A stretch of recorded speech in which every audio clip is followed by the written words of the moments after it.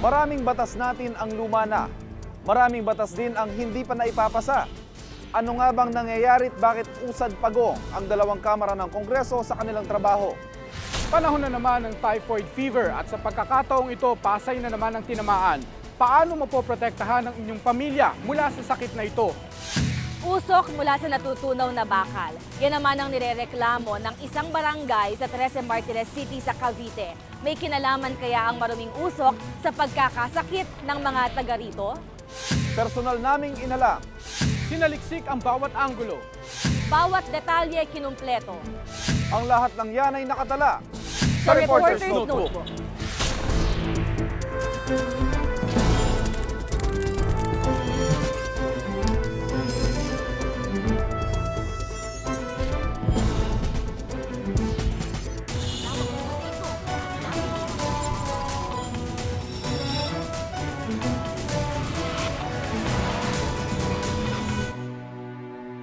Inaamag na sa kabinet ng mga kongresista at senador ang napakaraming panukalang batas. Ang mga batas na naipasa noong panahon pa ng ating mga lolo hanggang ngayon hindi nagbabago. Ang mga bagong batas naman hanggang ngayon nakatenga.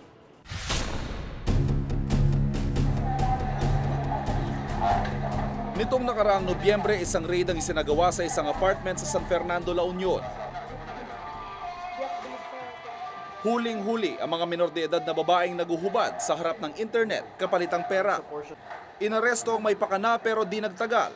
Nakalaya rin. Ang dahilan, walang batas na nagbabawal sa malalaswang gawain sa internet. Si Hazel di niya tunay na pangalan. Isa sa mga babaeng nadatnan sa cybersex den sa La Union.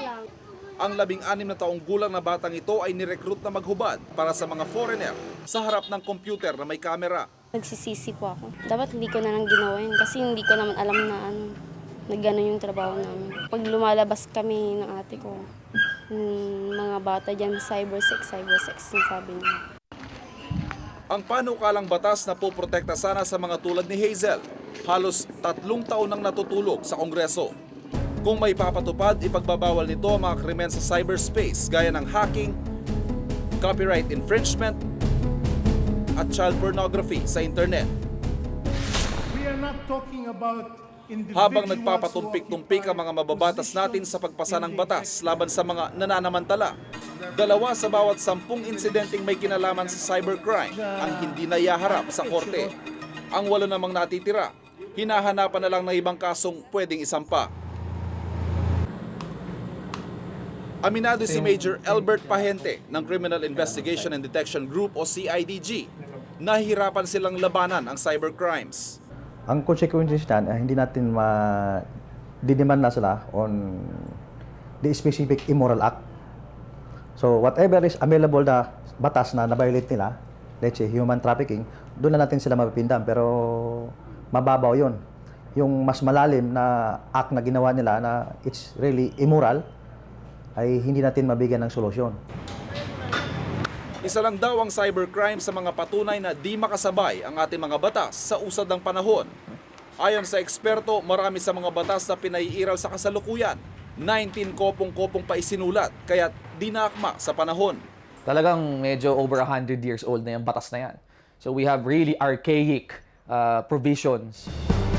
May mga krimeng mababa lang ang multa o piyansa. Tulad na lang ng sinapit ng 4 na batang nahagip at napatay ng isang rumaragasang jeep kamakailan. 30,000 piso lang ang piyansa at ang suspect nakalaya na. Kaya naman hindi na nakapagtataka na ilan sa mga pusakal at mga pasaway sa lipunan hindi nadadala. You know somebody has done something wrong, but you really can't prosecute effectively dahil wala namang batas na nagko-cover. O kung meron man, sobrang baba nung penalty. On the other hand, di ba, sometimes, every now and then, somebody cites a particularly old law to harass someone. Isang batas sa pinaniniwalaang maaaring abusuhin ay ang Anti-Sedition Act. Panahon pa ng Amerikano nang binuo ito, pero hanggang ngayon, umiiral pa rin. Ang intention talaga ng batas na yon was to provide the government with a tool for fighting a revolution.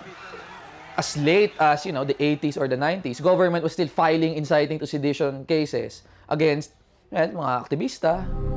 At wala man tayong batas laban sa cybercrime sa talamak ngayon, mayroon naman tayong batas laban sa pagdudwelo na uso lang noong unang panahon. Ang paggawa kasi ng batas mabagal pa raw sa pagong. Kabagalan, politika at kasalukuyang sistema. Dagdag mo pa ang kawalan ng kaalaman ng mga mamamayan sa tungkulin ng ating mga mambabatas. Ang resulta, ang mga batas daw sa ating bansa sa panahon ngayon hindi na akma. Ano ba trabaho ng mga congressman at senador natin? Sa pagkakalam ko, hindi ko alam eh. Mahirap magsalita, baka magalit sila sa akin eh. Ang ginagawa nila ngayon eh, pansarili na yata nila eh. Dapat gumagawa ng batas eh. Kaya lang nangyayari, parang kwentuhan lang doon, talo na lang tayo doon. Ito ang eksenang inabutan namin sa Kongreso.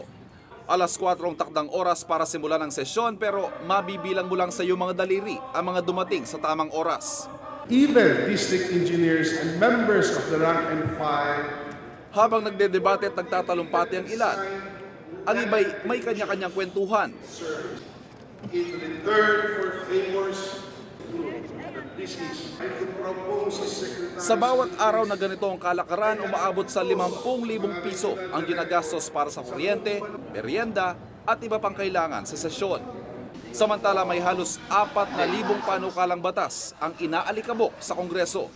Ang oras sana para sa mga ito napupunta sa mga privilege speech at sagutan ng mga kongresista. Government funds for personal reasons. 287,000 pesos was appropriated. Department of Labor, Ms. Keanu Reeves. Pati raw sa agenda ng mga mambabatas, maraming oras ang inilalaan sa mga investigasyon, gaya ng sa escort service nitong nakaraang taon. Their principal focus should still be in passing laws, di ba? Ensuring that the laws we need are passed. The laws that we don't need are repealed or changed. Kanina lamang sa sesyon ng Senado, ito ang aming nadatnan. Bago makapagsimula, kinailangan mo nang hintayin ang mga wala. Hindi rin siyempre nawala ang mahahabang mga argumento ng bawat isa. Halos 2,000 mga panukalang inihahain ng Senado. Pero mula noong Hulyo 2004, 3 panukala pa lang ang nagiging ganap na batas. Sa bawat panukalang nakapila, mahigit 100,000 piso ang ginagastos. Tingin naman ni Attorney Cosalan ng Committee on the Revision of Laws, hindi nagkulang sa pagpapasa ng mga panukalang batas ang Kongreso. Most of the bills talagang seeking amendments and revisions to existing laws. Libu-libong panukala ng araw ang pinag-aaralan ng mga komite gaya ng sa kanya. Pero sa dami ng panukala, bawat isa kaya naatupag? Yun ang hindi natin alam kung naasikaso lahat. Yun. Pag meron siyang malakas. Ayon naman kay Majority Floor Leader Prospero Nograles, di biro ang magpasa ng mga bago o magrebesa ng mga umiiral na batas, kaya likas na mabagal ang proseso. Mahahabang debate ang dinadaanan ng mga ito. Una sa Kongreso, pagkatapos ay sa Senado. So what is important sa Kamara may not be also as important in the Senate. In the same manner na yung kanilang iniisip na importante, pag binato nila sa amin dito sa Kamara, pwede namin patulan, pwede rin namin hindi patulan, pwede rin namin upuan. Dahil kung dalawa, pwede magpatayan. They can cancel out each other's priorities. Aminado rin si Nograles sa may ilang batas na pinapamadali ng Malacanang. Sa mga sitwasyong tulad nito, ang ibang mga nakabinbing panukala na etsepwera na muna. Kamukha dito ngayon kay President Gloria Macapagal Arroyo. Ang kanyang programa is a 10-point agenda. So lahat ng mga bills that are fashioned in relation to 10-point agenda, yun ang binibigyan namin ng priority. Libo-libo mga panukalang batas na halos manilaw ng papel sa pagkakabinbin. Ang perang nauubos sa bawat isa, galing sa bulsa ng mga mamamayang umaasa sa proteksyon ng batas na maipapasa sa Kongreso. Huwag naman sanang hintayin ang pag-asang ito, kasabay na alikabukin dahil sa bagal ng proseso. Ako si Ivan Mayrina, itong nakatala sa aking Reporter's Note.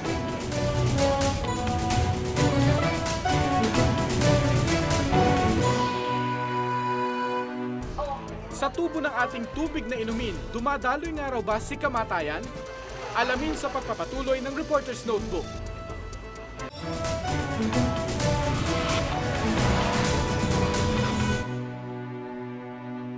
Ang tubig daw ay buhay, pero para sa ilang residente ng Pasay, ito ay nakamamatay. May 50 katao na ang nakaratay matapos makainom ng tubig na marumi.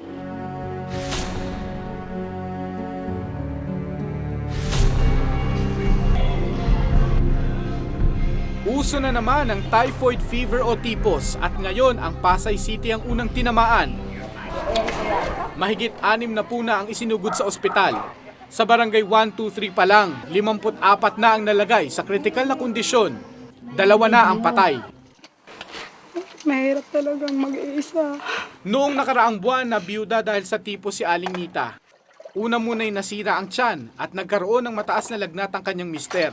Kailan niyo po napansin na nagkasakit si tatay? Nag-1 linggo na yun. Bago namin napuna yung tubig na yun na marumi dito. Saka ko sinakbo sa ospital. Maruming tubig daw ang dahilan ng pagkakasakit ni Mang Ray. Kulay putik na raw kasi ang tubig na lumalabas sa kanilang gripo. May inom din siya, sulangaling. Hindi ko alam kung saan yan. Basta dito yung marumi dito kasi tubig. Typhoid. 5 sa pamilya ni Mang Philip ang kalalabas lang ng ospital dahil sa sakit na ito.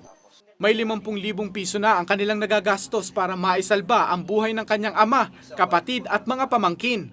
Last year pa yan yung mabaho yung tubig. Nagreklamo na kami ng dirty water.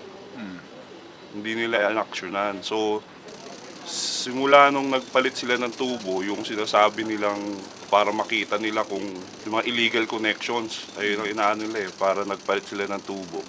After that, mga siguro a month or 2, ayun, magkaroon na ng case. Noon pang Nobyembre nila ipinaabot ang kanilang reklamo tungkol sa maruming tubig sa kanilang lugar.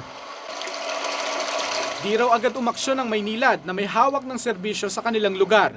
Napilitan silang bumili ng mineral water pang inom. Pagka maduming ganyan, hindi namin iniinom yun. Bumibili kami dun sa mga water stations. Siguro yung mga mag-iigib kami, yung mga for panglaba lang, panghugas ng mga plato. Tapos nilalagyan namin ng chlorine. So bumibili kami sa tindahan ng chlorine. Kami na naglalagay sa tubig. Hindi ito ang kauna-unahang insidente ng problema sa kalusugan dahil sa maruming tubig. Noong dekada 90, daan-daang estudyante ang isinugod sa ospital dahil sa sakit na hepatitis. Butas-butas na raw kasi ang tubo ng tubig sa nakapalibot na residential area sa Universidad ng Santo Tomas na pinasukan ng mikrobyo. For typhoid pero hindi ganun ka... Ayon kay Dr. Troy Hepti, isang epidemiologist, sa pag-inom ng maruming tubig, maraming bakterya na maaaring magdala ng sakit sa tao. Cholera at saka yung hepatitis A, usually yung contamination kasi nanggagaling sa mga water systems na nako-compromise yung safety. Malaking dahilan ng kontaminasyon ng tubig ay ang luma na at sirasirang mga tubo. Ngunit mas malalim na ugat ng problema ang kakapusan ng sewerage system sa bansa. Dito sa V-Mapa sa Santa Mesa, sangkatutak ang barong-barong. Kaya di mo makikita na may tunnel pala ng Maynila dito. Puno ng basura ang daluyan ng tubig. Ayon kay Annalisa Rolyon, isang environmental engineer, peligroso ang estado ng mga tubo. Kinakalawang at tila may tagas na kasi ang mga ito. May mga ng pangangalawang. Meron din kasing pagkalawang na maliliit lang na butas na hindi mo makikita talaga ng naked eye. Dapat ay nakaangat sa lupa ang tubo upang kahit papaano'y mamonitor ang kondisyon nito. Pero dahil pinababayaang makapagtirik ng bahay ang mga tao rito, halos lubog na ito sa simento. Mahirap nang malaman tuloy kung maayos pa ang tunnel. Hindi nila masasabi kung anong pwedeng ginagawa dito sa tubo na to. Mas prone siya sa maraming activities na hindi nila na control. Dagdag pa sa problema ang kawalan ng Poso Negro o septic tank ng mga nakatira rito. Kanya-kanyang diskarte ang mga taga rito sa paggawa ng Poso Negro. Ang iba kung meron man, di naman namimentena ng maayos. Si Aling Evelyn, 30 taon nang hindi nasisipsip ang kanyang Poso Negro. Hindi naman kasi nag-ano dito na bumabaha o wala. Ayon kay Engineer Leon, kapag di maayos ang septic tank, kadalasan pumapasok ang dumi sa loob ng may tagas na tubo ng ating inuming tubig. Karaniwan nga, sila din yung gumagawa. Kasi nga, kung wala namang talagang tumitingin na tama yung disenyo niyan. So, depende lang yan kung ano yung kaalaman. Sa Sanitation Code of the Philippines, nakasaad na bawat bahay na sakop ng sewerage system ay dapat nakikinabang sa serbisyo nito. Ito raw ay dapat sundin at ipatupad para maiwasan ang pagkakasakit ng mga tao dahil sa maruming tubig. Ayon kay Engineer Alfredo Salinda, Area Business Manager ng Maynilad Water Services, may mga proyekto naman ang Maynilad para palitan ng bago ang kanilang mga tubong ilang dekada na ang tanda. Mabagal nga lang dahil kulang sila sa budget. May kalumaan na yung ating network, yung mga piping system. So talagang kailangan i-maintain. Ang permanent solution yan is really to replace all of the pipes. That will take years para ma-completely replace lahat ng mga pipes of Maynilad. Isinama kami ni Engineer Hondrade sa sewage treatment plant ng Manila Water sa UP para ipakita sa amin kung paano ang takbo ng isang maayos na sewerage system. Kinakailangang may sewer pipe sa bawat banyo o kubeta ng mga bahay sa Metro Manila na nakakabit sa treatment plant ng MWSS. Ang duming manggagaling sa bawat bahay ay didiretso sa planta ng MWSS. Dito, lilinisin ang mga nakolektang dumi hanggang sa ito'y maging malinis na tubig. Treated na water na to, pero ito originally yung galing sa mga septic tank na may kasamang dumi ng tao, lahat pinaghugasan, di ba? Ngayon, pwede na raw ipandilig, ipanligo. Pero ayon kay Engineer Hondrade, hindi pa maaaring ipatupad ang sistema dahil sa kakulangan ng budget. Ang isang maliit na sewage treatment plant pa lang para sa 1,000 hanggang 2,000 katao ay nagkakahalaga na ng 200 milyong piso. Sa buong Metro Manila, 8% pa lang ng mahigit 9 milyong katao ang nasiserbisyuhan nila ng sewer pipes. Sa Maynila pa lang, sa mahigit 100,000 residente na kanilang siniserbisyuhan, 86 pa lang ang kasama sa kanilang centralized sewerage treatment.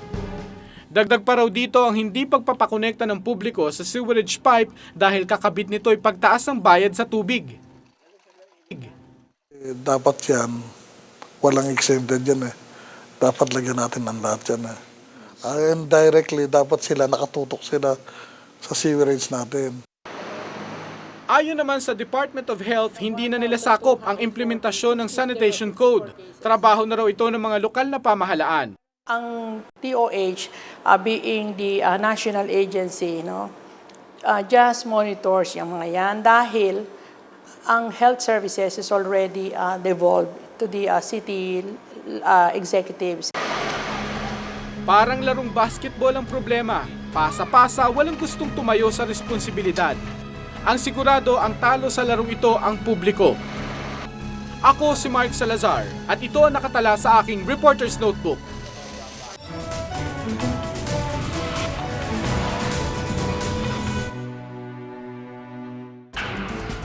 Mga estudyanteng nagkakasakit dahil sa kanilang kapitbahay na pabrika. Sa pagpapatuloy ng Reporter's Notebook.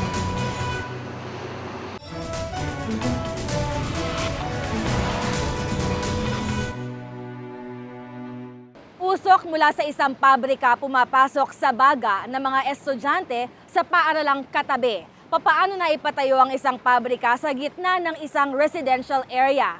Sino ang responsable sa problemang ito?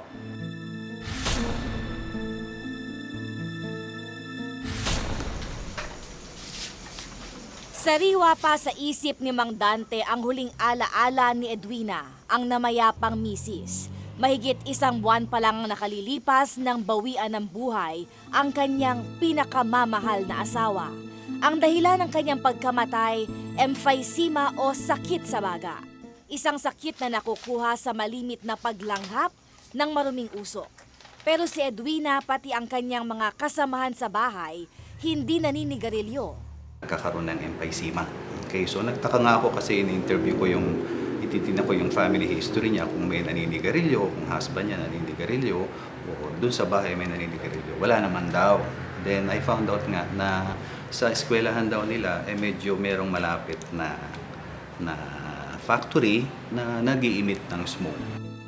Guro sa Amparo Elementary School si Ma'am Edwina, isang eskwelahan na nakatayo katabi ng isang pabrika ng yero, ang Sonic Steel Corporation.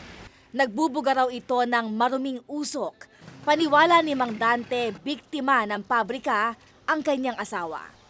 Masakit mang banggitin, masakit man sa kalooban ko na maungkat na naman yung nangyari sa misis ko, ay talagang masakit sa kalooban ko pa hanggang sa ngayon. Ubo Perez na nga raw ang tawag sa barangay Hugo Perez dahil sa dami ng residente ritong may respiratory infection. Ayon sa City Health Office ng 13 Martires, ang impeksyon sa baga ang pangunahing sakit ng mga residente hindi lang sa Hugo Perez kung hindi sa buong barangay. At sa 277 na estudyante ng Sitio Hugo, 90 rito ang may sakit na ubot-sipon. Kung magkasakit man ho sila, no? Well, I'm not saying na meron silang sakit, no? And then we are complying to the standards, no? Siguro ang may diferensya is yung standards na natin. Ito po ang barangay Hugo Perez. Marami sa mga residente rito ang dumaraing dahil sa dalang usok at ingay ng isang pabrika na malapit sa komunidad na ito. Idinaing na ng mga tao ang kanilang problema sa Sonic Steel sa lokal na pamahalaan. Ayon kay Mayor Melencio de Saglin, madalas naman daw silang makipag-usap sa administrasyon ng Sonic Steels para maipaabot sa kumpanya ang daing ng mga residente. Nung mabalitaan ko, nagpunta agad ako sa factory, in-inspection ko. Dati, kahit ako nung bago mayor, hindi ako makapasok dyan eh.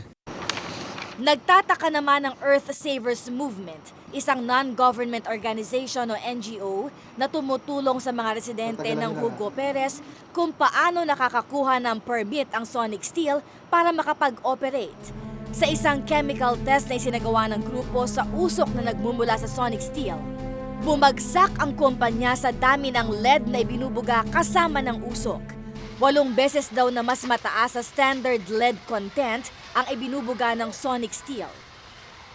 When you do these things, you will have pollution going into the air and then into the water and into the product. So yung tinatawag na chemical balance makikita sa pumupunta.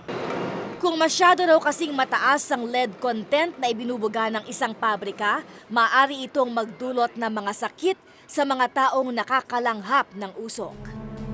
Hindi rin makapaniwala ang Earth Savers kung bakit napakabilis nabigyan ng Environmental Compliance Certificate o ECC mula sa Environment Management Board ng Region 4 ang pabrika. Ang ECC kasi ang siyang nagpapatunay na dumaan sa masusing pagsusuri ang isang pabrika na nagsisigurong ligtas ang kapakanan ng kapaligiran nito bago makapagpatuloy ng operasyon. The company started in 1992 and it took them 5 years to get the ECC, yung Environmental Compliance Certificate. Itinanggi naman ng administrasyon ng Sonic Steel ang mga paratang ng Earth Savers Movement. Ayon kay Richard Tancasis, plant manager ng kumpanya, pasado ang Sonic Steel sa isang independent equipment test na isinagawa para makakuha ng ECC. Bago na rin daw ang fuel o krudo na ginagamit nila para mapaandar ang kanilang mga makina, kaya siguradong ligtas ang anumang usok na lumalabas mula sa pabrika. Last year pa, nagdo-double time na kami. Nagtatest ng mga equipment facilities namin. We admit we don't have that facility to test. So we invited several mga accredited and those professionals to conduct the tests, so on and so forth. Ipinakita sa amin ng Sonic Steel ang ilang bahagi ng kanilang pabrika para maipakitang wala silang itinatagong anomalya. Kahapon lamang, isang hearing na ang naganap para mapag-usapan ang issue ng pabrika at mga residente ng Hugo Perez. Wala pang malinaw na kasagutan sa problemang idinaraing ng komunidad. Tiwala naman ng Sonic Steels na wala silang ginagawang kahit anong paglabag sa batas. Tanging panahon lang ang makapagsasabi kung sino ba talaga ang tama at kung sino ang nagsisinungaling. Ako si Iris Cruz at ito ang nakatala sa aking Reporter's Notebook.